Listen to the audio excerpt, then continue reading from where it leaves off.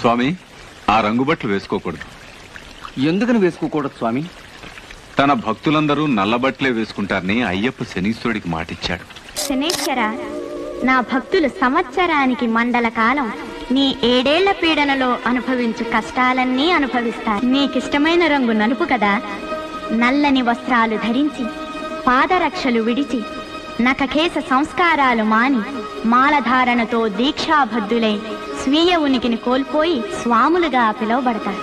కఠోరమైన బ్రహ్మచర్య వ్రతాన్ని అవలంబించి స్వామియే శరణమయ్యప్ప అని శరణుఘోష చేస్తూ అడవుల వెంబడి పాదచారులై నా దర్శనార్థం వస్తారు.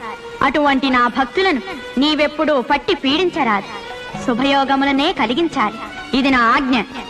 ధర్మశాస్త్రావతారమైన నీ శాసనము నాకు శిరోధార్యం. ఆ విధంగా మణికంఠుడు శని ఒప్పించాడు. తన భక్తులకు శనిపీడ లేకుండా చేశాడు. అందుకే